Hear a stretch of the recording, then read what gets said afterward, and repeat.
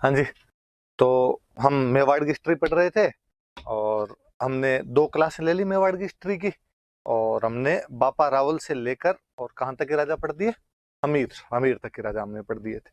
तो पहली क्लास में हमने पढ़े थे, बापा रावल के बारे में पढ़ा था, अल्लट के बारे में पढ़ा था और जैतर सिंह के बारे में पढ़ा था। उनके बारे में मैंने आपको रिवीजन कल करवा दिया था।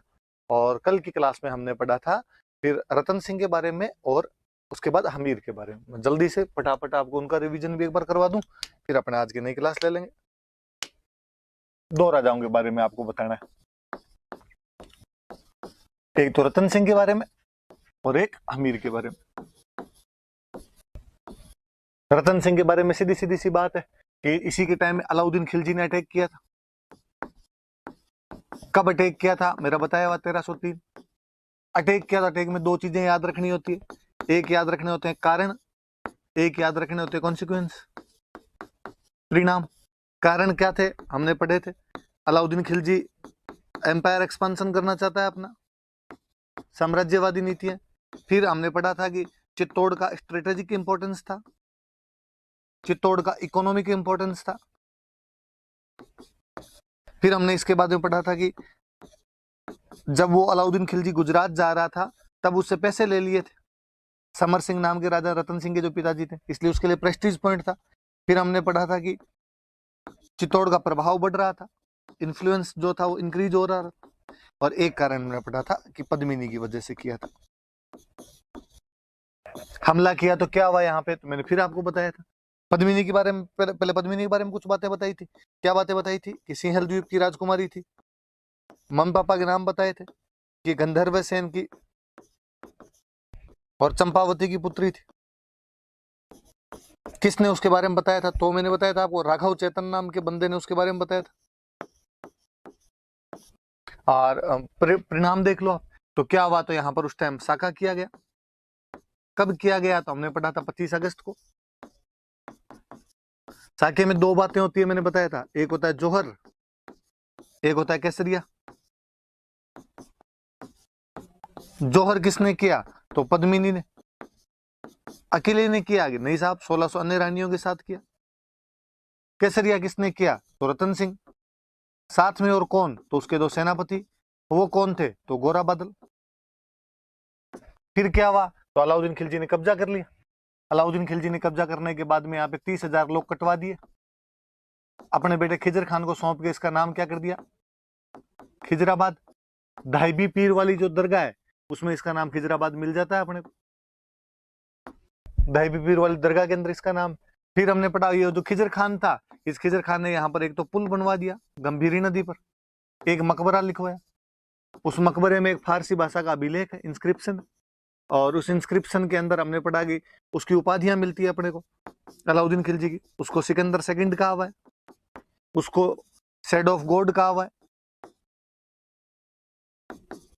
उसे प्रोटेक्टर ऑफ वर्ल्ड कहा हुआ है। कुछ दिन वो रहा था और उसके बाद मालदेव सोनग्रा को दे दिया था।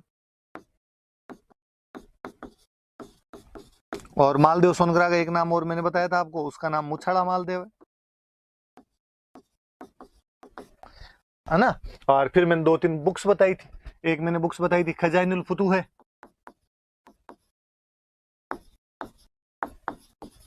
इसी का एक नाम और बताया था तारीख अलाई। एक बुक बताई थी पद्मावत, मलिक मोहम्मद जायसी 1540, अवधी भाषा के अंदर एक लिखी हुई बुक। और खजाइनुल फुतूह है का दूसरा नाम तारीख अलाई, अमीर खुसरो की लिखी हुई किताब। ये सब तो हमने रतन सिंह के बारे में पढ़ा। हमीर के बारे में मैंने बताया था 2 ही बातें पढ़नी, एक उसके विजय अभियान, एक उसकी उपाधियां। विजय अभियान तो इसने चित्तौड़ वापस छीना था। फिर मैंने बातें बता दी थी, सिसोदा से गया इसलिए सिसोदिया हो गए। इसके बाद से राणा टाइटल आया, उससे पहले टाइटल रावल लगता था। और जो अंतिम कोई रावल था तो अंतिम रावल रतन सिंह था। फिर एक हमने पढ़ा कि इसने सिंगोली का युद्ध लड़ा, और सिंगोली वाले युद्ध के अंदर इसने मोहम्मद बिन तुगलक की सेना को हराया था। और जब इसका चित्तौड़ पर कब्जा हो गया तो इसने चित्तौड़ में बरवड़ी माता का मंदिर बनवाया था। बरवड़ी माता इनकी इष्ट देवी है, इनको अन्नपूर्णा माता भी कहते हैं। इनकी जो कुल देवी है वो बाण माता है।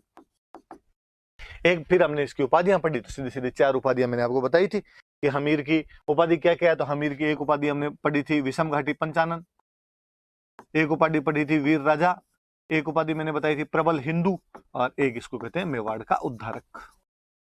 सिंपल सा, आप यूं शुरू शुरू में जब भी नया चैप्टर पढ़ने बैठो उससे पहले पुराने वाले का रिवाइज किया करो, पुराने वाले में की पॉइंट्स बना के रिवाइज कर लिया करो।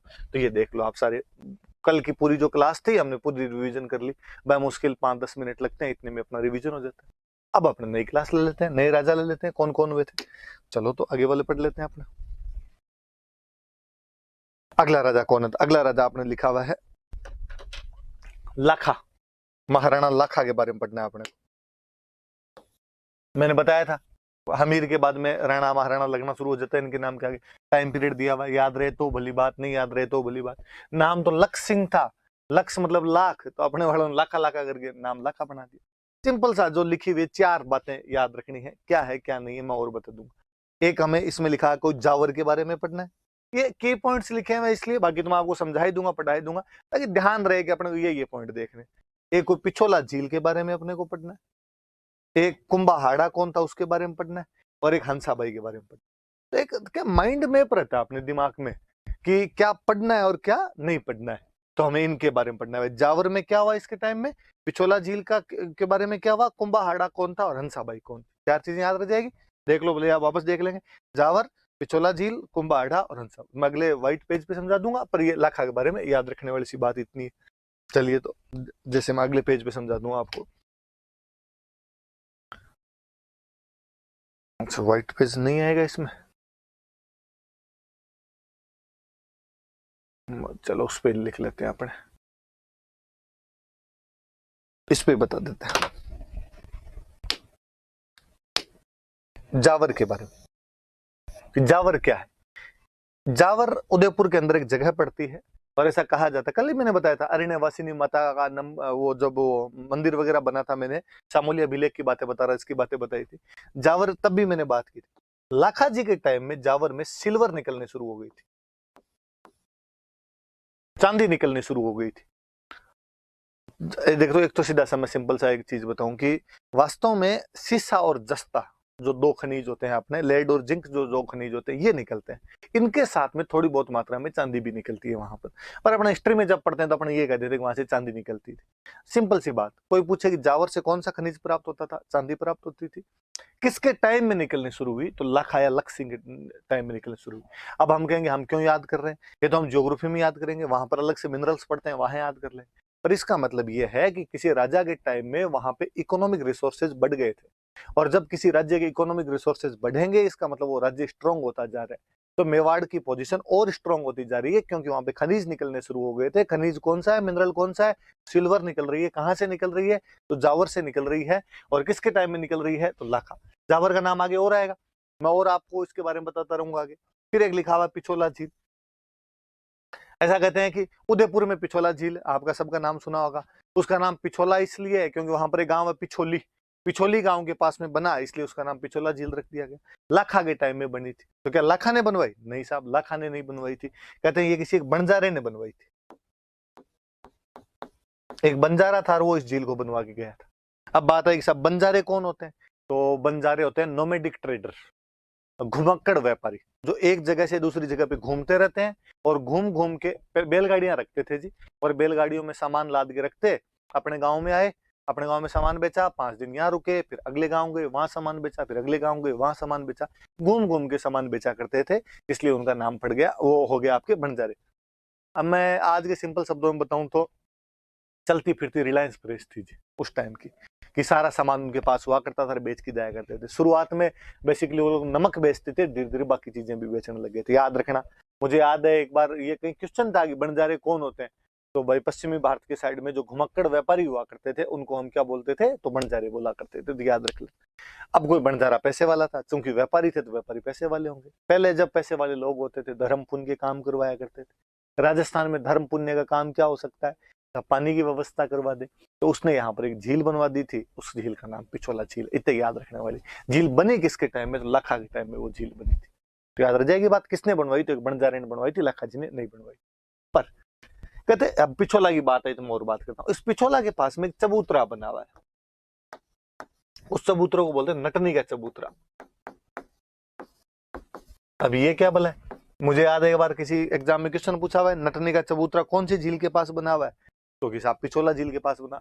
सुन लो थोड़ी सी बात, इसके बहाने याद रह जाएगी, और तो कुछ ही नहीं है कि नटनी का चबूतरा क्या है। ऐसा कहते हैं कि भाई नट नट भी एक जाति होती है, खेल दिखाने का काम करती है। आपने कभी देखो सर्कस टाइप वाले खेल, कि दो पिलर लगाए, दो बांस बांधे, उनके बीच में रस्सी डाल दी, और कोई महिला या बच्चा उस रस्सी के ऊपर चलता है। मतलब बड़ा कंसंट्रेशन का खेल है, पूरा उस पर ध्यान रखना पड़ता है, आप गिर सकते हो, पर वो लोग करते हैं साहब, उनका परंपरागत पैसा है, वो अपने आप में ट्रेडिशनल तरीके से करते आ रहे हैं आज दिन तक। तो ऐसे एक बार कोई एक नट था, मेवाड़ के राजा के दरबार में आया, और उसने राजा को, और पहले राजा महाराजा ऐसे खेल देखना पसंद किया करते, और उसने कहा कि साहब मैं नट हूं और मैं रस्सी वाला खेल दिखाता हूँ। राजा ने कहा तो कौन सी बड़ी बात है, सारे नट रस्सी वाला खेल दिखाते हैं। उसने कहा नहीं साहब मैं थोड़ा अच्छा दिखाता। क्या अच्छा करता है? उसने कहा मेरी जो नटनी है, नट की वाइफ हो गई नटनी हो गई, मेरी जो नटनी है वो पिछोला क्रॉस कर सकती। राजा ने कहा सुबह सुबह मैं ही मिला तेरे को, पिछोला तुझे पता तो है कितनी लंबी है, ये ठेठ इधर से उधर तक पड़ी, कैसे क्रॉस कर जाएगी? उसने कहा आप देख। और कहते हैं कि एक राजा ने घोषणा करवाई साहब इतने दिन बाद में ऐसे ऐसे नट की जो वाइफ है नटनी है वो पिछोला क्रॉस करेगी, सारे देखने के लिए आमंत्रित हो। तो नट ने कहा साहब मैं दिखा दूं पिछोला क्रॉस कर जाए तो क्या मिलेगा? राजा जी रो के अंदर थे। राजा ने कहा यदि पूरा क्रॉस कर जाए ना तो आधा मेवाड़ दिया, आधा राज्य दे दूंगा इनाम में। अब भाई लोग और इकट्ठे हुए दूर दूर तक, जब इतना बड़ा इनाम रख दिया गया तो अब वो दो पिलर बांधे गए, और पिलर के बीच में रस्सी बांधी गई, और रस्सी पिछोला क्रॉस करती हुई रस्सी बांधी गई, नटनी उसके ऊपर चल रही थी, और कहते नटनी आधी से ज्यादा पिछोला क्रॉस कर गई थी, और जनता आउटिंग करे गया, थोड़ा सा और बचा हुआ है, थोड़ा सा और है, चलो यहाँ से थोड़ी दूर और चलो, थोड़ी दूर और चलो। और सब राजा केवल एक गुमसुम बेटा, बाकी राजा के मंत्री वंत्री जनता सब खुश हो। पर राजा को जैसे जैसे नटनी आगे बढ़ा, राजा को लगे हे अब गए, अब ये आधा मेवाड़ गया, आधा मेवाड़ गया।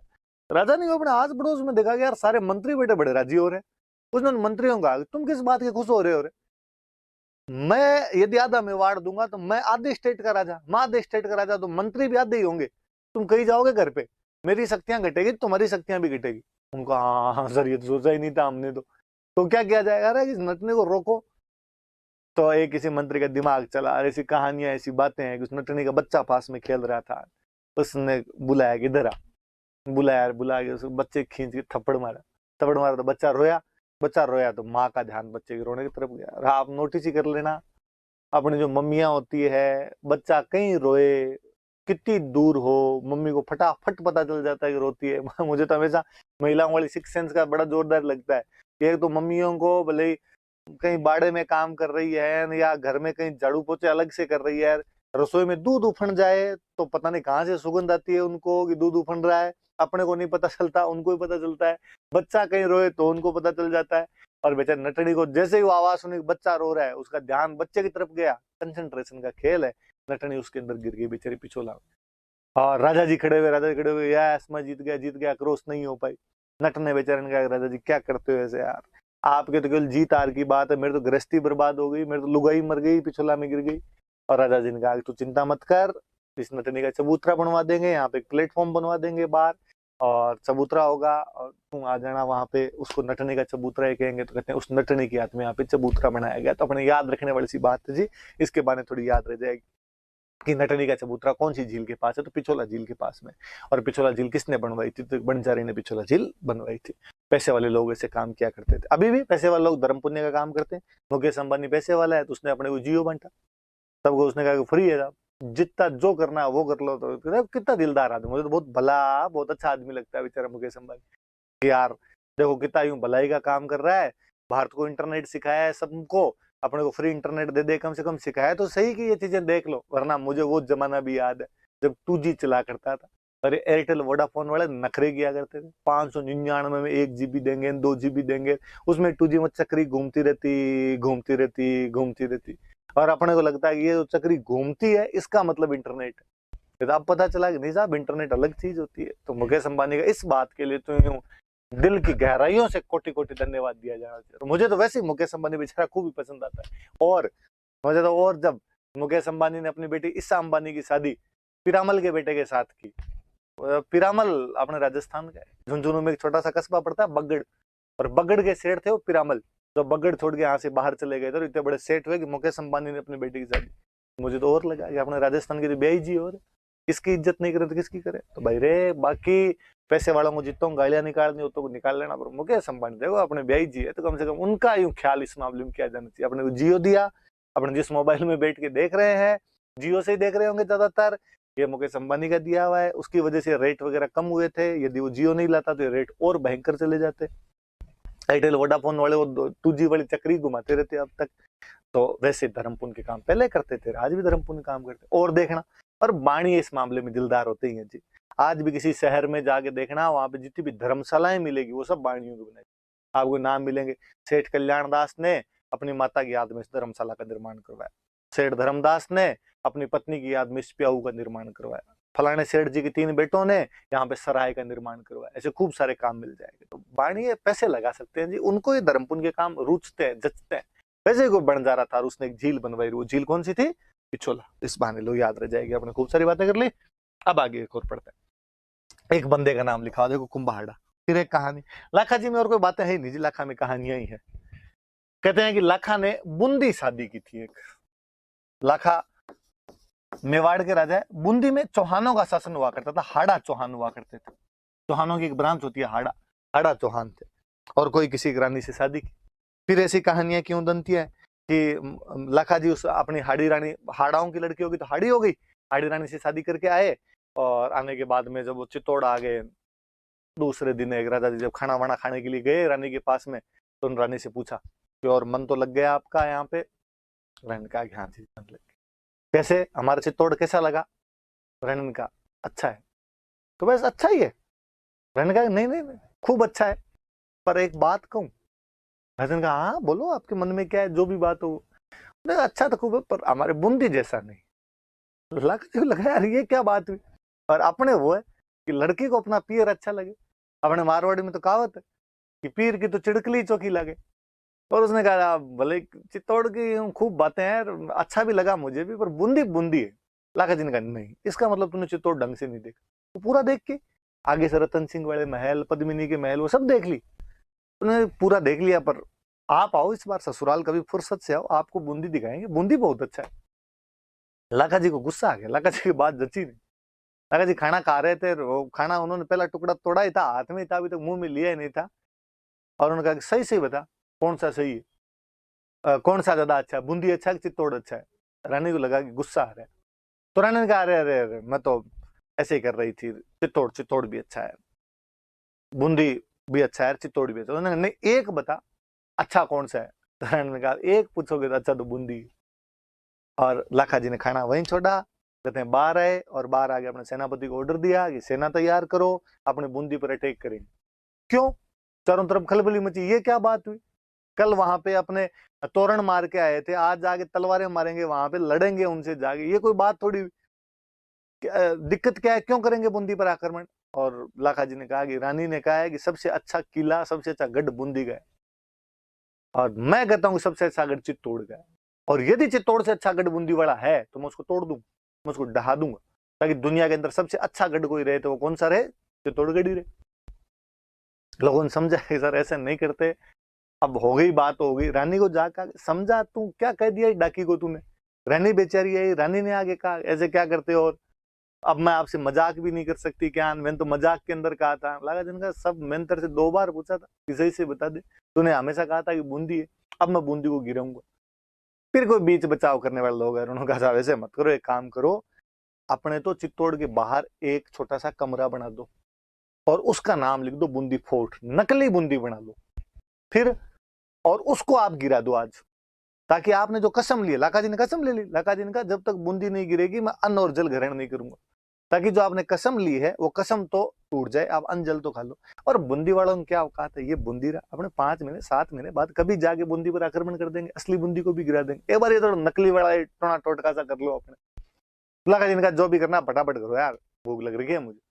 हाथों हाथ साहब बूंदी के बाहर एक टेम्पररी सा कमरा बनाया गया, उसके ऊपर लिखा गया बूंदी फोर्ट, और इधर बाकायदा घोषणा की गई कि राणा लाखा अपनी चतुरंगनी सेना लेकर जा रहे हैं और आक्रमण करेंगे, बूंदी पर आक्रमण करने के लिए जा रहे हैं। सेना लेके पूरा यूं माहौल सेट किया, हाथी घोड़े हथियार सब लिए हुए एकदम। उसके पास पहुंचे, थोड़ा सा पास में गए, किसी ने, सेनापति ने कहा कि साहब यहाँ से तीर मारो, एक तीर के अंदर ही गिर जाएगा ये मकान, तो आपका कसम पूरी हो जाएगी।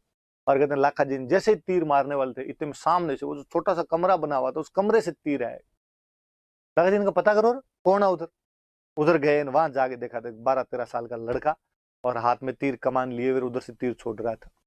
तो पूछा कौन क्या है, पता चला कि उसका नाम कुंभाहाड़ा है। अपने अभी भी रिवाज होता है कि बहन की शादी जब होती है तो पीहर पक्ष का कोई भाई, भतीजा, चाचा, कोई एक बंदा, ज्यादातर भाई एक बंदा होता है, वो अपनी बहन के साथ में ससुराल जाता है।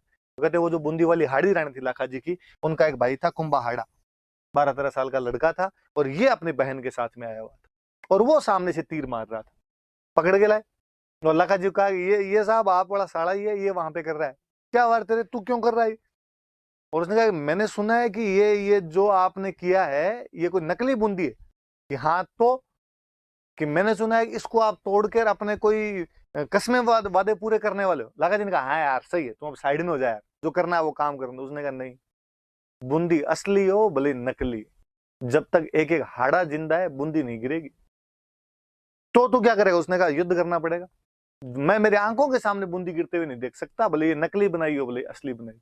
खूब समझाया उस बच्चे को, उसकी बहन को भी बुला के लाई, समझा इसको, पार्ले जी के बिस्किट भी दिए होंगे उसको, चॉकलेट खिलाई होगी, नहीं माना तो नहीं माना। फाइनली उस लड़के को मारा गया। उसके बाद में लाखा जी ने वो बूंदी का किला तोड़ा, अपनी कसम पूरी की और वापस आए वहां से। तो अपने राजस्थान जी के में तो क्वेश्चन ही बना कि नकली बूंदी की रक्षा करते हुए कौन शहीद हो गया था। तो नकली बूंदी की रक्षा करते हुए यदि कोई शहीद हुआ है तो उस बंदे का नाम क्या था, तो उस बंदे का नाम कुंभाहाड़ा था। अपने राजस्थानी का बहुत अच्छा दुआ है कि नकली गढ़ दीदो नहीं बिना घोर घमसान, सिर टूटा बिन किम फिर असली गढ़ पर आन। कि जब बिना लड़े तो नकली किला नहीं दिया था, तो असली वाला बूंदी लेने के लिए तो कई सर कटवाने पड़ेंगे। अब कई बार देखो राजस्थान का नाम आते ही भारत के कोने कोने के व्यक्ति में वीरता, त्याग, स्वाभिमान, वो सब शब्द अपने आप में उभर के सामने आते हैं। ये यूं ही नहीं है, इसके लिए पूर्वजों ने हमारे हमारे जो भी बढ़ के रहे थे उन्होंने ये संघर्ष किए, उन्होंने ये मिसालें, ये लकीरें स्थापित की। इस वजह से लोग आज जानते हैं। 13-14 साल का लड़का केवल इस बात पर मर मिट गया कि उसका किला भले असली बना हुआ है या नकली बना हुआ है, गिरना नहीं चाहिए। ये मेरे स्वाभिमान का प्रतीक है, मेरे आंखों के सामने ये नहीं गिर सकता, मैं बिना संघर्ष किए ये नहीं जाने दूंगा। तो पूरी धरती लेनी तो बहुत बड़ी बात हो जाया करती थी। याद रखना भाई, इस लड़के का नाम तो याद रखा ही जाना चाहिए, कुंभाहाड़ा। ये बात। फिर लो एक बात और, फिर बातें हैं लाखा जी में तो है क्या, हंसाबाई की बात अपने मैं थोड़ा सा अगले पेज पे लेके पढ़ा देता हूँ। ये तो थोड़ा इस पे ज्यादा हो गया, ये थोड़ा हुआ क्या, सुनना मेरी बात, थोड़ा सा गौर करना ताकि ढंग से देख पाओ। हम जैसे मेवाड़ रियासत पढ़ रहे हैं, मेवाड़ रियासत है, और मेवाड़ रियासत में हम कौन सी डायनेस्टी पढ़ रहे हैं, तो हम गुहिल वंश पढ़ रहे हैं, गुहिल डायनेस्टी पढ़ रहे हैं। और गुहिल वंश का राजा कौन पढ़ रहे हैं, तो राणा या महाराणा कुछ लिख लो, राणा जी जो है वो है लाखा। ये जो लाखा जी थे, इन लाखा जी का सबसे जो बड़ा बेटा था, इनका जो पुत्र था, इनका जो सन था, सबसे बड़ा बेटा था, उसका नाम था चुंडा। जैसे हम मेवाड़ पढ़ रहे हैं वैसे एक रियासत और हुआ करती थी, मारवाड़। जैसे यहाँ पे गुहिल डायनेस्टी है, मारवाड़ में एक डायनेस्टी हुआ करती थी राठौड़, आगे हम पढ़ेंगे इनका इतिहास में। यहाँ का जो राजा था उसका नाम भी था चुंडा। ध्यान देना मेरी बात पे, मेवाड़ का जो राजकुमार है उसका नाम चुंडा है, मारवाड़ का जो राजा उसका नाम चुंडा है। जैसे मेवाड़ वाले राजा नाम क्या राणा या महाराणा लिखते थे, वैसे मारवाड़ वाले जो राजा थे वो नाम क्या लिखते थे, राव। तो आप इसको राव चुंडा कह सकते। कहते इस राव चुंडा का एक बेटी थी, उसका नाम था हंसाबाई, और हंसाबाई का एक भाई था, उसका नाम था रणमल। थोड़ा याद रखना, आगे काम आएगी बातें। मारवाड़ के चुंडा को अपनी बेटी हंसाबाई की शादी करनी है, या यूं कह दो रणमल को अपनी बहन हंसाबाई की शादी करनी है। और इन्होंने सोचा यार अच्छा लड़का कहाँ हो, और पता चला कि साहब मेवाड़ वाला जो चुंडा है ये योग्य राजकुमार, योग्य, वीर, पराक्रमी, बहादुर, साहसी, जुझारू, आप जितने युवा दिलों की धड़कन, जो जो आप शब्द अभी सरपंच चुनाव में आपने सुने होंगे, वो सारे के सारे किस में थे उस टाइम में, चुंडा के अंदर दिख रहे थे। और लाखा जी बूढ़े हो गए थे, लाखा जी मरेंगे तो अगला राजा कौन बनेगा, बड़ा बेटा, बड़ा बेटा कौन, चुंडा बनेगा। तो क्यों ना हंसाबाई की शादी चुंडा के साथ में कर दी जाए। अब यदि हंसाबाई की शादी चुंडा के साथ में होती है तो जो हंसाबाई का बेटा होगा वो मेवाड़ का अगला राजा बनेगा। इससे बड़ी बात तो क्या हो कि राजा का जो बेटी का बेटा वो अगला राजा बने, मेवाड़ मारवाड़ आपस के अंदर भाई बंधुचारा रहेगा, रिश्तेदारी रह जाएगी। तो मारवाड़ वालों ने अपनी राजकुमारी हंसाबाई का रिश्ता इस चुंडा के लिए भेजा, मेवाड़ वाले राजकुमार चुंडा के लिए। ये राजकुमार है, ये तो यहाँ का राजा है। और कहते हैं कि लाखा जी का दरबार लगा हुआ, लाखा जी अपने दरबार के अंदर बैठे। लाखा जी बूढ़े हो गए थे, नशा पता थोड़ा ज्यादा करते, अफीम वफीम खाया करते और बुढ़ापे के अंदर बैठे हुए, तो थोड़ा राज कार्य में कम ही रुचि लिया करते थे। इनका जो बेटा था चुंडा, ये राज कार्य संभालता, पास वाली सीट पे ये बैठा, पर राजा वाली सीट पे लाखा जी बैठे। गेट कीपर आया, गेट कीपर ने कहा साहब मारवाड़ से कोई दूत आए। पहले क्या होता था, रिश्ता वगैरह करने के लिए पंडित जी जाया करते थे, पंडित जी 4 आदमी और लेके 5 आदमी जाते, राजकुमारी का रिश्ता करके आ जाते। लाखा जी का भेजो, कौन है? आए साहब, पंडित जी आए, आगे दुआ सलाम की, रामा श्यामा की। हाँ बताओ पंडित जी क्या समाचार लाए, मारवाड़ से क्या लेके? और पंडित जी के मुंह से निकला कि राणा जी हम तो नारियल लेके आए। नारियल का मतलब है लड़की का रिश्ता लेके आए। और लाखा जी हंसे जोर जोर से। लाखा जी ने कहा क्या बात है, अभी तक बुढ़ापे में भी हमारे लिए रिश्ते आ रहे हैं। और लाखा जी ने सोचा रिश्ता मेरे लिए है, और पंडित जी को अपनी गलती का sir sorry sorry sorry sorry sorry, actually मैं पूरी बात बोलनी भूल गया, रिश्ता आपके लिए नहीं। तो ये आपके जो लड़के हैं, आपके जो राजकुमार है चुंडा जी जो आपके पास में बैठे हैं, हम तो इनके लिए रिश्ता लेके आए। अब जैसे वो ये बोले, आगे सामने जो जनता बैठी थी वो हंसी जोर जोर से। और जनता ने कहा कि देखो यार, लाखा जी की ठीक बुढ़ापे में जाके शादी में आ रही, पैर कब्र में है पर दिल है कि मानता नहीं, ठीक रंगीन जीवड़ा है, और अभी भी इसको ब्याह करना है। अब जब वो हंसे तो चुंडा को बड़ा बुरा लगा। किसी के सामने उसके पापा के बारे में हंसे कोई, पापा के बारे में बेइज्जती हो तो बुरा लगना स्वाभाविक सी बात है। और चुंडा ने जनता को कहा तुम किस बात के हंस रहे हो?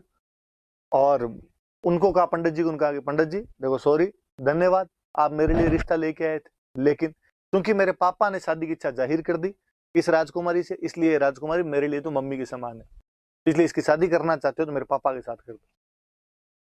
पंडित जी ने कहा यार दिमाग खराब हो गया चुंडा तेरा, एक बार पापा की तरफ तू ढंग से देख तो ले, डोगरा थोड़े साल जिंदा रहने वाला है, हम क्यों करते हैं इसके साथ में शादी? तो उसने कहा फिर रहने दो, मैं तो करूंगा नहीं इसके साथ में शादी। वो बाहर है 500, और उन्होंने कहा ये ठीक है, बाप कह रहा है बुढ़ापे मुझे ब्याह करना है, बेटा कह रहा है मेरे पापा से शादी कर दो, क्या करें? तो उन्होंने कहा यार गलती तो अपने से हुई, अपने पूरी बात बोलनी भूल गए थे, अब यदि गए तो मारवाड़ वाले कहेंगे यार भेजा था रिश्ता तो करके ही नहीं है, तो क्या करें? तो एक किसी ने कहा कर देते हैं, लाखा के साथ कर देते हैं। तो दूसरे ने समझा कोई दिक्कत नहीं है, राजाओं के बुढ़ापे में भी ब्याह होते हैं, लाखा के साथ में कर देंगे। पर जब लाखा मरेगा तो अगला राजा कौन बनेगा? तो अगला चुंडा बनेगा। तो फिर अपने जो लाखा के साथ यदि हंसाबाई की शादी होती है तो जो हंसाबाई का बेटा होगा उसको तो छोटे मोटे कोई गांव मिलेंगे, गांव देके बिठा देंगे, राजा का बड़ा बेटा राजा बनता था, बाकी तो सामंत बनते थे, फ्यूडल हुआ करते थे सारे।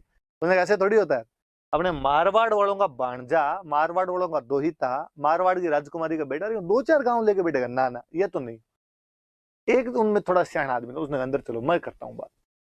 वो यार उसने आखा चुंडा, इस चुंडा का, चुंडा जी हम आपके पिता से शादी करने के लिए तैयार है, हमारी राजकुमारी की शादी आपके पिता के साथ कर देंगे, पर एक बात बताओ आपके पिताजी के मरने के बाद अगला राजा कौन बनेगा? चुंडा जी का मैं बनूंगा। अब बस यही, यदि आपके पिताजी की मृत्यु के बाद आप राजा नहीं बनो और हमारे हंसाबाई के जो बेटा हो, हमारा भांजा या दोहिता जो हो, उसको यदि राजा बनाओ तो हम शादी कर देंगे। अब चुंडा जी ने कहा कि भाई, उन्होंने कहा था मेरे पिता से शादी करो, चुंडा जी ने कहा कि ठीक, आपकी ये शर्त है तो ये शर्त मुझे मंजूर है, पिताजी की मृत्यु के बाद मैं बड़ा भाई होने के बावजूद राजा नहीं बनूंगा, बल्कि मेरा जो सौतेला भाई होगा, जो मेरी सौतेली मम्मी हंसाबाई, इनका जो बेटा होगा उसको अगला मेवाड़ का राजा बनाया जाएगा, केवल राजा नहीं बनाऊंगा, मैं उसका ध्यान और रखूंगा। तो लाखा की शादी हंसाबाई के साथ कर दी गई। तो हंसाबाई वाला ये मैटर, ये थोड़ा सा ये था, तो याद रख लेना पूरी बातें। इनका विवाह हो जाता है आपस में। अब चुंडा जी ने प्रतिज्ञा की, तो कहते हैं या तो महाभारत, जब हम पढ़ते हैं तो महाभारत में देखते हैं कि महाराज शांतनु थे, हस्तिनापुर के महाराज थे शांतनु, और महाराज शांतनु ने बुढ़ापे में जाके सत्यवती के साथ शादी की थी। उस समय जो सत्यवती के पिताजी थे उन्होंने कहा था, महाराज शांतनु के बड़े बेटे थे देवव्रत, कहा था यदि अगला राजा देवव्रत नहीं बने तो मैं मेरी राजकुमारी की शादी महाराज शांतनु के साथ करूंगा। देवव्रत ने कहा कि ठीक है, मैं अगला राजा नहीं बनूंगा। राजकुमार देवव्रत, तुम तो अगले राजा नहीं बनोगे, लेकिन कल को तुम्हारी शादी होगी, तुम्हारे बच्चे होंगे, वो तो कहेंगे, वो क्लेम करेंगे कि राज्य हमारा था, हमारे पिता का था, पापा ने छोड़ दिया, बाकी हम तो रखेंगे। तब देवव्रत ने कहा कि यदि आपको ये शक सुबह है तो देवव्रत घोषणा करता है कि मैं कभी शादी भी नहीं करूंगा। तो देवव्रत ने 2 भीषण प्रतिज्ञाएं की कि ना तो वो राज्य ग्रहण करेगा, ना वो शादी करेगा। ऐसी भीषण प्रतिज्ञाओं के कारण देवव्रत को कालांतर में भीष्म कहा गया था। कि जिस प्रकार भीष्म पितामह ने अपने पिता महाराज शांतनु की शादी के लिए ये प्रतिज्ञाएं की थी, कुछ उसी प्रकार चुंडा ने अपने पिता लखा के लिए इसी प्रतिज्ञाएं की। इसलिए चुंडा को हम मेवाड़ का भीष्म कहते हैं। आपसे प्री में कोई सिंपल सा क्वेश्चन उठा के पूछ ले कि मेवाड़ का भीष्म किसे कहा जाता है, तो मेवाड़ का भीष्म किसको कहते हैं? तो मेवाड़ का भीष्म चुंडा को कहा जाता है। जो राणा लखा के पुत्र थे, चुंडा इनको कहा जाता है। हालांकि अपने ध्यान रखना, चुंडा जी ने एक ही कसम खाई थी। चुंडा जी ने कहा था कि मैं राज्य ग्रहण नहीं करूंगा, मैं राजा नहीं बनूंगा, बल्कि राजा अपने सौतेले भाई को बना दूंगा। उन्होंने ये नहीं कहा था कि विवाह नहीं करूंगा। चुंडा जी ने विवाह किए थे और जितनी अनुकूल संतान पैदा कर सकते उतनी संतान पैदा की थी। बाकायदा पूरी एक ब्रांच है चुंडावत। कई बार क्या स्टूडेंट दिमाग लगाता है, दूसरे दिन आगे पूछ लेता है कि सर वो तो भीष्म पितामह ने तो कहा था शादी भी नहीं करूंगा, तो फिर चुंडा ने शादी भी नहीं की थी, तो फिर उसके आगे बेटे पोते कहां से आ गए थे? नहीं भाई, चुंडा जी ने शादियां की थी, उन्होंने एक ही कसम खाई थी, 2 कसमें नहीं खाई थी। पर ये भी बड़ी बात है जी, राज छोड़ना। उस टाइम में जब मध्यकाल के अंदर अपने को उदाहरण ऐसे मिलते हैं कि पिता को मार के बेटा राजा बन गया है, भाई को मार के भाई राजा बन गया है, चाचा को मार के भतीजा राजा बन गया। उस टाइम में को राज छोड़ देता है, ये बहुत बड़ी बात है। तो पितृभक्ति का जो संदेश या तो भगवान श्री राम दे के गए थे कि पिता ने आज्ञा दी कि तुम वनवास के लिए जाओ, और वो चले गए। कुछ उसी प्रकार का चुंडा कहता है कि पिता ने कहा कि मैं शादी करूंगा, तुम राजा नहीं बनो तो मेरी शादी हो सकती है, उसने कर लो। तो चुंडा को हम क्या कहते हैं? मेवाड़ का भीष्म। तो ये बात है, तो तालियां बजेगी यार, कलेजा हो तो ये हो गया। त्याग, सेक्रीफाइस जिसको कहते हैं, तो ये होगी। पिता की इच्छा के लिए राज्य कुर्बान कर दिया। सब लोगों ने कहा कि जब जिस बंदे ने पिता की इच्छा के लिए अपना पूरा राज्य दे दिया है, 100% दे दिया है, उसको रिटर्न कुछ तो मिले। जिसने 100 दिया है उसको 54 तो दो वापस, कुछ ना कुछ तो उसको दो। जिसने फर्स्ट पोजीशन दी है उसको कम से कम सेकंड पोजीशन तो दी जाए। कह रही है बात सही। तो क्या किया जाए? तो कहा मेवाड़ का सबसे बड़ा जो ठिकाना है वो इस चुंडा को दिया जाए, और राजा के बाद में दूसरी सबसे बड़ी जो पोस्ट है वो इस आदमी को दे दी जाए। तो कहा ठीक है। तो चुंडा को ये जो बलिदान दिया था, ये जो सेक्रीफाइस किया था, इसके बदले में मेवाड़ का सबसे बड़ा ठिकाना दिया गया। होता क्या था, एक जो राज्य है, एक राज्य में एक भाई तो राजा बन जाता, तो राजा तो राजधानी के अंदर रहेगा, बाकी वाले भाइयों को गांव मिलते थे। किसी भाई को 1 गांव, किसी भाई को 2 गांव, ऐसे गांव दिया करते थे। छोटे गांव बड़े गांव कई होते। इन गांवों को बोलते थे ठिकाना, या और अच्छा शब्द कहो तो आप कह दो इनको जागीर। और इनके जो हेड हुआ करते, चीफ हुआ करते, उनको बोलते थे सामंत, या अपने इंग्लिश में इनको कहते थे फ्यूडल लॉर्ड। छोटे बड़े कई ठिकाने हुआ करते थे। सबसे बड़ा ठिकाना कोई मेवाड़ के अंदर था, राजधानी के बाद में सबसे मुख्य भूमिका यदि किसी की होती थी तो उदयपुर के अंदर एक जगह पड़ती है सलुम्बर। सलुम्बर वाला ठिकाना किसको कहा गया? भाई चुंडा को सलुम्बर वाला ठिकाना दे दो। और फिर सलुम्बर वालों के लिए कई प्रिविलेज दिए गए, सलुम्बर वालों को कई स्पेशल राइट दिए गए। जैसे क्या स्पेशल राइट दिए गए सलुम्बर वालों को, ये थोड़े सुनना। एक तो ये कहा गया कि भाई अब आप मुझे बताओ, ये जो पूरी कहानी है इसमें राजा डिसाइड कौन कर रहा है कि अगला राजा कौन बनेगा कौन नहीं बनेगा? ये पावर किसके पास में? चुंडा। चुंडा की इच्छा पे डिपेंड कर रहा है कि यदि चुंडा अगला राजा नहीं बनता है तो लाखा की शादी हंसाबाई के साथ होती है। मतलब चुंडा डिसाइड कर रहा है कि भाई मैं राजा नहीं बनूंगा, बल्कि राजा हंसाबाई का जो बेटा है, मेरा जो सौतेला भाई होगा, उसको बना दिया जाएगा। तो कहा गया आज के बाद में भी ये पावर चुंडा के जो भी डिसेंडेंट होंगे, चुंडा के जो भी वंशज होंगे, उनको दिया जाएगा। मेवाड़ में जब भी राजा बनाना है तो चुंडा का बेटा, पोता, पड़पोता, सड़पोता, लड़पोता होगा, उनको बने, उनसे पूछना पड़ेगा। और जो चुंडा के बेटे, पोते, लड़पोते, सड़पोते होंगे वो कहाँ रहेंगे? तो सबसे बड़ा ठिकाना सलुम्बर दिया गया, यहाँ पे रहेंगे। तो जो सलुम्बर का सामंत होगा वो डिसाइड करेगा कौन राजा बनेगा कौन नहीं बनेगा। तो कहा गया वो राजा का राज तिलक करेगा।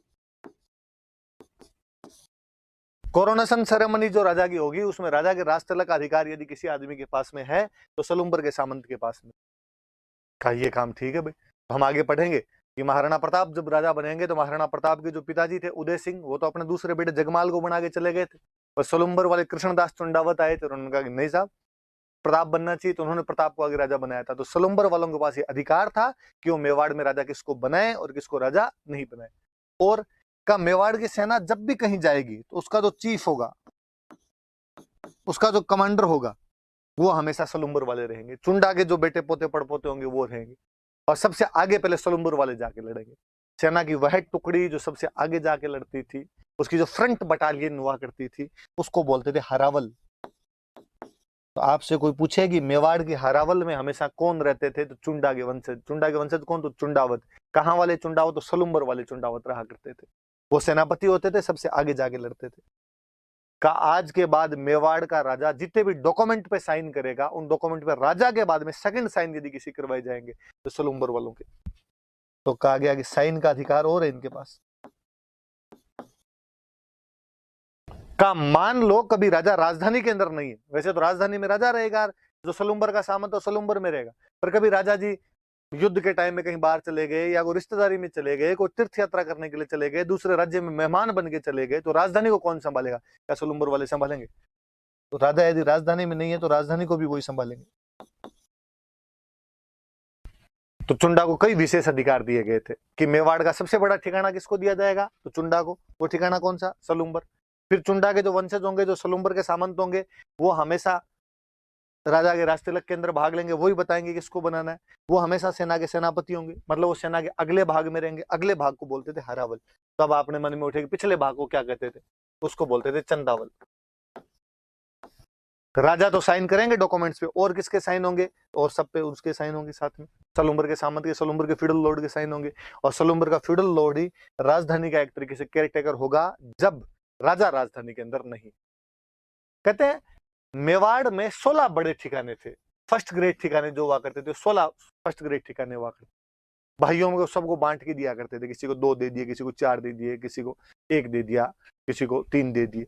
सबसे ज्यादा 4 यदि किसी को दिए गए थे तो चुंडा के वंशजों को दिए गए थे। 16 में से 4, 25% तो मिला। तो ये भी ध्यान रखना कि चुंडा के वंशजों को कितने ठिकाने बाद में दिए गए थे? तो 4 दिए गए थे। टोटल प्रथम श्रेणी ठिकाने कितने थे? तो 16 प्रथम श्रेणी ठिकाने थे। उनमें सबसे बड़ा कौन सा था? उनमें सबसे बड़ा सलुम्बर था। अब कभी आपसे कोई ये क्वेश्चन पूछ लेगा कि मेवाड़ में सबसे प्रमुख महत्व कौन से ठिकाने का हुआ करता था? तो सलुम्बर का हुआ करता था। और 4, एक सलुम्बर हो गया। लो मैं ये भी नाम बता ही देता हूं आपको, दूसरे वाले मैं आगे इसमें लिख दूं कहीं पे। एक सलुम्बर है, एक हम वैसे आगे पढ़ेंगे तो और नाम आ जाएंगे। एक था आमेठ, एक था बेगू, और एक था देवगढ़। आमेठ राजसमंद में, और आपके बेगू चित्तौड़गढ़ में, देवगढ़ भी राजसमंद। 4 ठिकाने चुंडा के वंशजों को दिए गए थे। सबसे बड़े वाला सलुम्बर, उसके बाद में आपका आमेठ, उसके बाद में आपका बेगू, और उसके बाद में आपका देवगढ़। ये 4, 16 में से 4 ठिकाने। तो सारी बातें याद रखना। अब ना ये मेंस में कोई क्वेश्चन पूछ लेगा कि मेवाड़ के प्रशासन में सलुम्बर का क्या महत्व था? Importance of Salumbar in administration of Mewar बताना है अपने को। सलुम्बर मेवाड़ का सबसे बड़ा ठिकाना था, जो चुंडा को उसके त्याग के बदले में दिया गया था। सलुम्बर का सामंत मेवाड़ के राजा के कोरोनेशन सेरेमनी में भाग लेता था। सलुम्बर का feudal Lord commander in chief होता था, हमेशा हरावल में लड़ता था। सलुम्बर का जो फ्यूडल लॉर्ड है वो डॉक्यूमेंट्स पे साइन करता था राणा जी के बाद में। और सलुम्बर का जो फ्यूडल लॉर्ड है वो राजधानी का एक तरीके से केयरटेकर होता था, जब एब्सेंस ऑफ राणा, कि जब राणा राजधानी के अंदर नहीं है तब राजधानी को वो संभालेगा, तब उसका ध्यान वो रखेगा। सारी बातें याद रह जाएगी। तो ये चुंडा के बारे में, चुंडा को मेवाड़ का भीष्म कहते हैं, क्यों कहते हैं, क्या कहते हैं, ये सारी बातें हो गई। तो लाखा जी के बारे में जितनी बातें थी मैंने सारी बता दी आपको, वापस देख लो बोले आप। लाखा जी के बारे में जावर, तो जावर के बारे में क्यों पढ़ना है अपने को? जावर तो चांदी की खान, चांदी की खान की वजह से। पिछोला झील बंजारे ने बनवाई, पास में नटनी का चबूतरा। कुंभाहड़ा नकली बूंदी की रक्षा करते हुए मारा गया था। हंसाबाई एक राजकुमारी जिसे लाखा की शादी हुई, तो पूरा ये सीन क्रिएट हो गया था। उस टाइम क्या क्या बातें हुई थी ये हमने पढ़ ली, ये लाखा की बातें। चलो अब अगला राजा पढ़ लेते हैं अपना। चुंडा के बारे में मैंने बता ही दिया आपको। अगला राजा है मोकल। अब जब लाखा के हंसाबाई से शादी हुई, कहा हंसाबाई का बेटा अगला राजा बनेगा। हंसाबाई का बेटा जो अगला हुआ था उसका नाम था मोकल।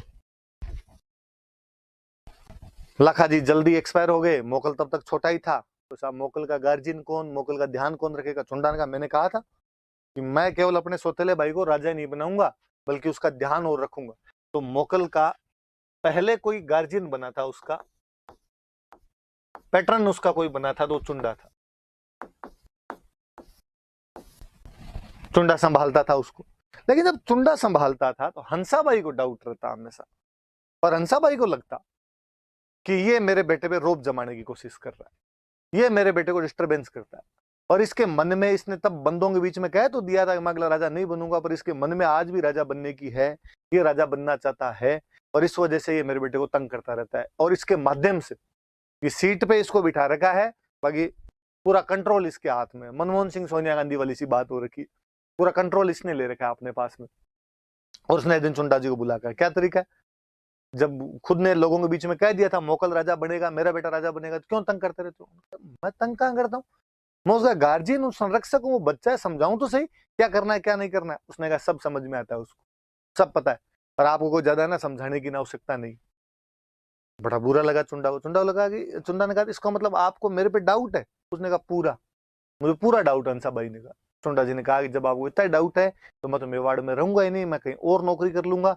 और कहते चुंडा जी मेवाड़ छोड़ के चले गए थे। मेवाड़ से आगे मध्य प्रदेश की तरफ जाते तो मालवा आ जाता था, और मालवा में उस टाइम सुल्तान हुआ करता था होसंग शाह, और मालवा के सुल्तान होसंग शाह के पास जाके नौकरी कर ली थी।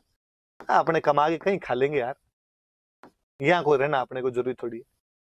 अब जब चुंडा जी चले गए तो हंसा भाई को लगा यार यार गलती हो गई, वास्तव में संभाल तो चुंडा जी रहे थे इतना दिन तक, अब कौन संभालेगा? तो हंसा भाई को अपना भाई याद है। अभी मैंने बताया था हंसा भाई का एक भाई था रणबल। अब थोड़ी सी बात वापस सुनो, मारवाड़ में राजा कौन थे? मारवाड़ के राजा भी चुंडा थे, और चुंडा की राजकुमारी थी हंसा भाई, राजकुमार का नाम क्या था? रणबल। रणबल बड़ा था।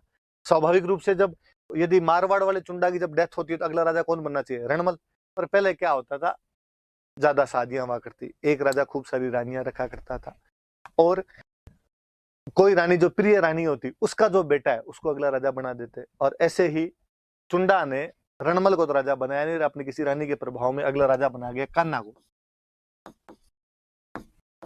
तो रणमल बेचारा बेरोजगार ही था, इसलिए हंसाबाई ने रणमल को मैसेज किया कि भैया रणमल, तुम्हारे पास उधर तो कोई रोजगार है नहीं, तुम इधर मेवाड़ आ जाओ, इधर हमारी नई वैकेंसी आएगी, इसमें फॉर्म भर दे, इसमें आगे तैयारी कर ले। तो रणमल को हंसाबाई ने वहां बुला लिया और बुला के मोकल का गार्जियन बना दिया। तो मोकल का सेकंड गार्जियन कोई बना था तो रणमल था, मामा एक तरीके से। तो रणमल यहाँ पे आगे गार्जियन बन गया। रणमल यहाँ पे कई दिन तक रहा, और रणमल ने यहाँ पर आगे व्यवस्था वगैरह एकदम दुरुस्त कर दी, थोड़ा एकदम मोकल को सही सिखा दिया क्या करना है क्या नहीं करना है। फिर एक दिन हंसाबाई के पास गया, उसने कहा दीदी अब मैंने यहाँ पे सिखाई दिया, अब मैं वापस चला जाऊँ? हंसाबाई ने कहा हाँ भाई थैंक यू, अब तू जा सकता है। दीदी एक मन की बात और थी, आपको तो मैं कर लूँ क्या बताओ? क्या आपको तो पता है अपने पापा चुंडा जी जब मरे तो राजा बनने का नंबर मेरा था? हाँ भाई तेरा था, पर वो कान्हा को बना के चले गए। हाँ पापा बना गए, मैं तो क्या ही कर सकती हूँ। कान्हा की भी डेथ हो गई, अब तो उसकी जगह सत्ता बना हुआ है। उसने कहा हाँ ये भी सही है, सत्ता के पास सत्ता है आजकल। तो उसने कहा मेरा नंबर कब आएगा, तो मैं क्या हेल्प कर सकती हूँ बता? तो उसने कहा आप थोड़ी सेना दे दो मेवाड़ वालों की, तो बाकी तो मैं देख लूंगा। तो कहते हैं वहां से मेवाड़ की सेना लेके आया रणमल, यहाँ पे आके मारवाड़ की गद्दी पे कब्जा कर लेता है सत्ता को नटा के। तो यहाँ पर भी रणमल राजा बन जाता है बाद में। तो रणमल इधर राजा बन गया और मोकल उधर राजा बना हुआ है। ये तो मोकल की शुरुआती थोड़ी बातें याद रखना आपने, कि इधर पहले संरक्षक चुंडा बने थे, फिर चुंडा पे हंसाबाई जब डाउट करती है तो वो मालवा के राजा होसंग शाह के पास चले जाते हैं, फिर रणमल बनता है, और फिर रणमल मेवाड़ वालों की सहायता से अपने मारवाड़ पे भी कब्जा करता है। तो सामान्य सी बात है। अब अपने तो पढ़ने वाली बात ही है कि अपने मोकल के बारे में, मोकल ने क्या क्या किया राजा बनने के बाद। एक तो उसके कंस्ट्रक्शन पढ़ने हैं थोड़े से, एक आधा कोई अभिलेख पढ़ना है उसके टाइम। देखो दो तीन सीधी सीधी सी बात। तो कल मैंने बताया था कि मेवाड़ वाले राजा किसके नाम से शासन किया करते थे? तो मेवाड़ वाले राजा एकलिंग जी के नाम से शासन किया करते थे। एकलिंग जी का मंदिर कहाँ पे? कैलाशपुरी में। कौन बनवा के गए? तो बापा रावल बनवा के गए थे। पर कहते वो मंदिर बना हुआ था, उसकी चारों तरफ चार दीवारी नहीं थी, परकोटा जिसको अपने बोलते हैं, रैम्पार्ट जिसको कहते हैं, वो नहीं था। इसलिए मोकल ने जो एकलिंग जी वाला मंदिर था उसका परकोटा बनवाया था। तो एक निर्माण करे, तो ये याद रखना है।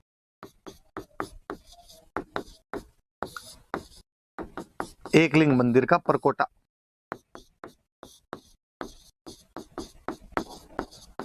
परकोटा बनवाया था, रैम्पार्ट बनवाया था। एकलिंग मंदिर के अंदर ये बनवा दिया था। शिव जी का मंदिर एकलिंग जी का, उसका चार दीवारी बनवा दी, मंदिर बना हुआ था, उसके बाहर चार दीवारी खड़ी कर दी। तो याद रखना कि मंदिर बनवाया किसने? तो मंदिर तो बनवाया था आपके बापा रावल ने, उसकी चार दीवारी का निर्माण किसने करवाया? तो उसकी चार दीवारी का निर्माण करवा दिया था मोकल ने, उसकी चार दीवारी का निर्माण करवा दिया। और सुनना, देखो चित्तौड़ में एक मंदिर था समिधेश्वर, इसका रिकंस्ट्रक्शन करवाया था, हिंदी में बोले तो इसका पुनर्निर्माण करवाया था। एक तो मैंने कल बताया था जिनमें पीछे स्वर लगे वो शिव जी के मंदिर है। समिधेश्वर चित्तौड़ में एक शिव जी का मंदिर है, उसका ये क्या करवा रहा है? रिकंस्ट्रक्ट। करवा रहा है। फिर दिमाग में बात है कि जब इसका रिकंस्ट्रक्शन करवाया उस आदमी ने, तो इसका कंस्ट्रक्शन किसने करवाया होगा, ये बनवा के कौन गया होगा, ये भी अपने आप में क्वेश्चन है। तो शिव जी के मंदिर ठीक है, चलो ये अपने पढ़ेंगे, ध्यान रखना, ये बात करूंगा मैं अभी।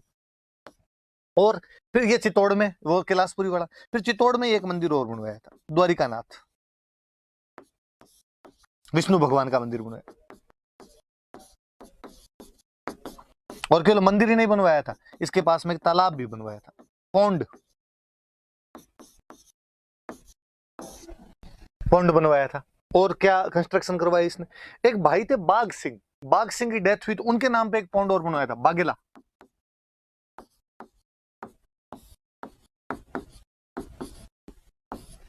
तालाब बनवाया था। एक रानी थी गोराम्बिका की जब डेथ हुई तो उनकी आत्मा की शांति के लिए किसी ने कहा साहब एक बावड़ी बनवाओ, तो एक बावड़ी का निर्माण करवाया था। बावड़ी क्या होती है, तो ये आपके सीढ़ीदार कुएं, मतलब ऐसा कुआं जिसमें नीचे उतरने के लिए आपको सीढ़ियां दी गई हो, स्टेप वेल जो होते हैं उनको बावड़ी बोलते थे। तो वही धर्म पुण्य के काम करवाने, तो किसी आत्मा के मोक्ष के लिए बावड़ी का निर्माण करवा दिया। तो ये ध्यान रखना। एकलिंग जी का मंदिर है, बना हुआ था पहले, उसका परकोटा बनवाया। समिधेश्वर का मंदिर बना हुआ है, इसका रिकंस्ट्रक्शन करवाया। ये तो किसने बनाया, बापा रावल ने, हमें पता। ये किसने बनाया मैं अभी बताऊंगा आपको। द्वारिकानाथ का मंदिर बनाया चित्तौड़ के अंदर, ये उदयपुर के अंदर पड़ते हैं दोनों। अपने भाई बाघ सिंह के नाम पे बागेला तालाब, वही नागदा के पास में जगह है वहां पे, और ये बावड़ी भी वहां पे, ऋषि श्रृंगी का जगह मैं अभी बता दूंगा आगे, अभिलेख जब पढ़ेंगे वहां पर उसने एक ये बावड़ी बनवाई थी। इसके ये पढ़ते हैं अपने समिधेश्वर मंदिर की बात पढ़ते हैं। देखो वापस देखते हैं, मेवाड़ में बीच में एक राजा हुआ शक्ति कुमार।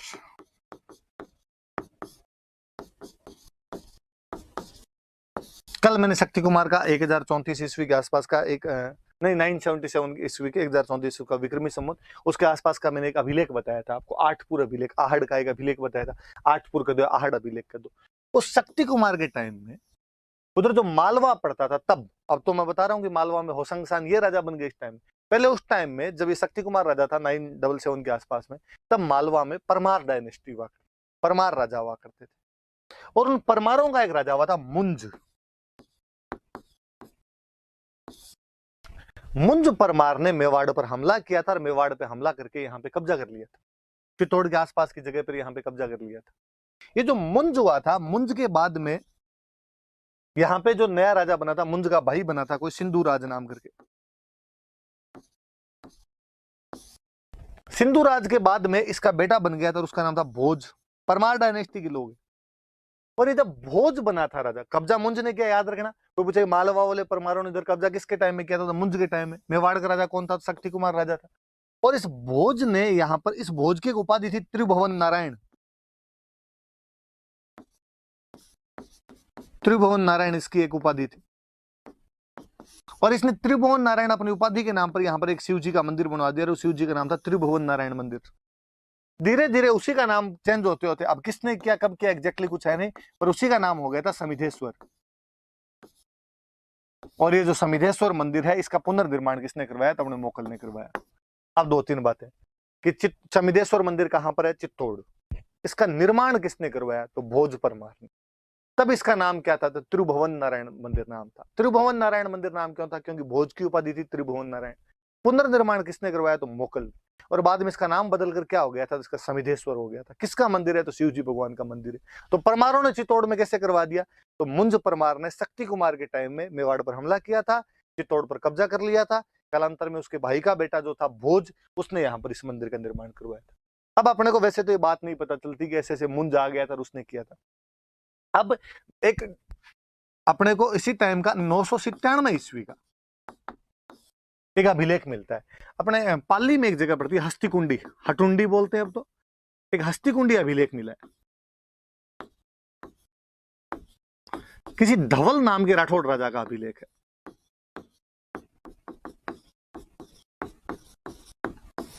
धवल नाम के राठौड़ राजा का अभिलेख, और उसमें वो धवल कहता है कि जब मुंज ने मेवाड़ पर हमला किया था, तब मैंने मेवाड़ वालों की सहायता की।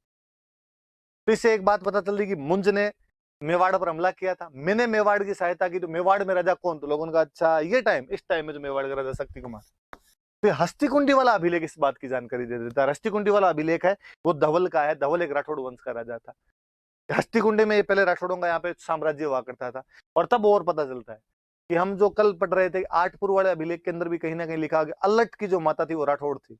महालक्ष्मी के बारे में पढ़ा है। तो कहीं ना कहीं में कनेक्शन रहा होगा, हस्तिकुंडी वाले राठौड़ों में रिश्तेदारियां रही होगी, इसलिए सहायता करने स्वाभाविक सी बातें चले गए होंगे।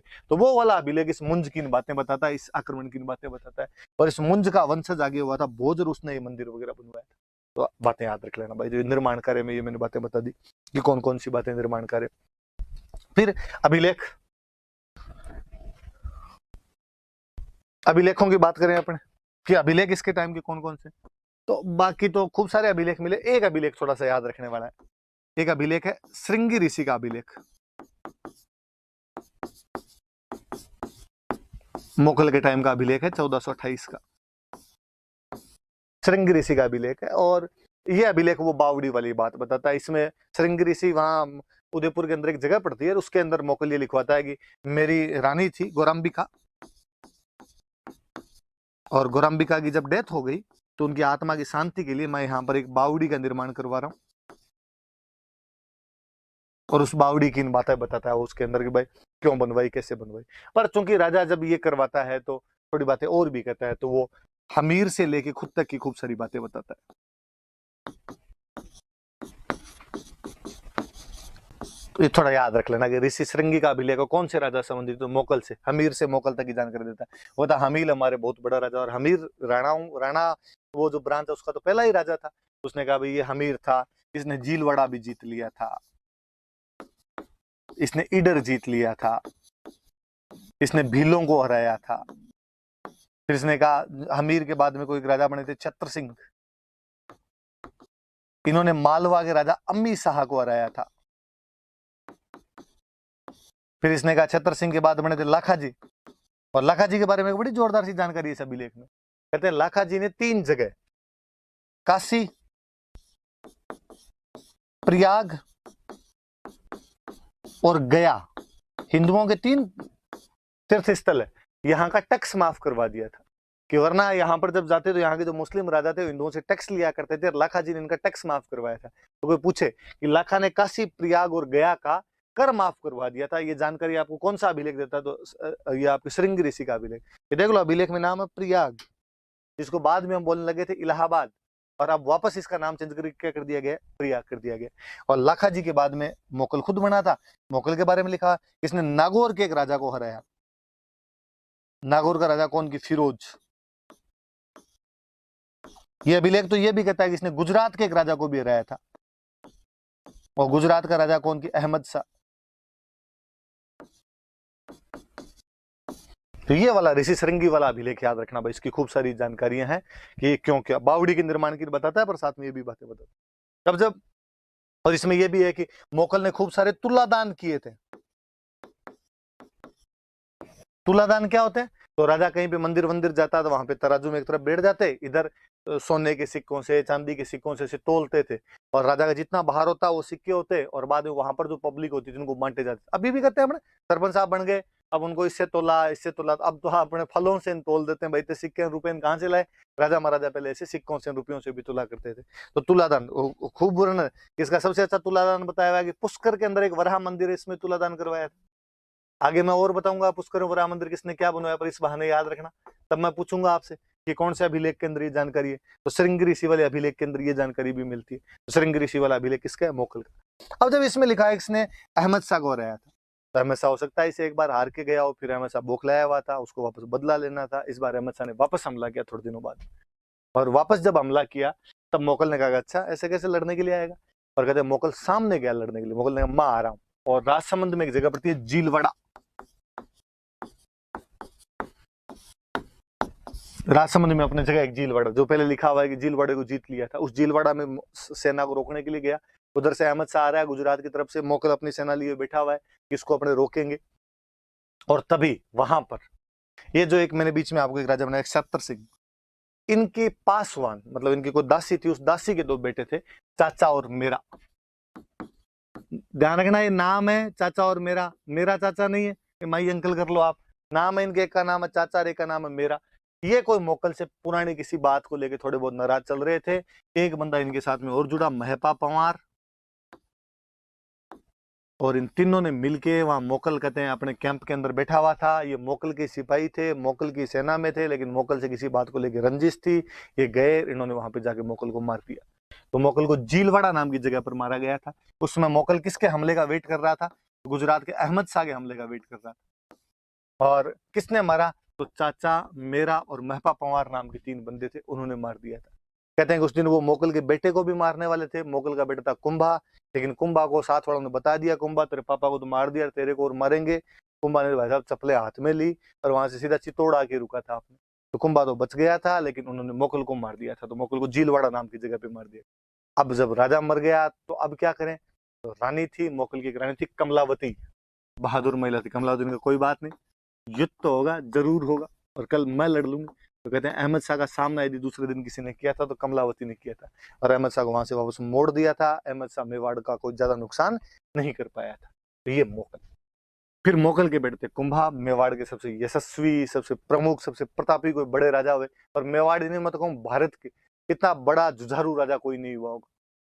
उनकी बातें हम कल करेंगे। कल के हम पढ़ेंगे कि कुंभा के बारे में क्या था क्या नहीं था। ये वाले राजा आपने याद रखना। आज वाले में तो कुछ ज्यादा बातें नहीं थी, कहानियां ज्यादा थी, और आप याद कर लेना। थैंक यू, धन्यवाद।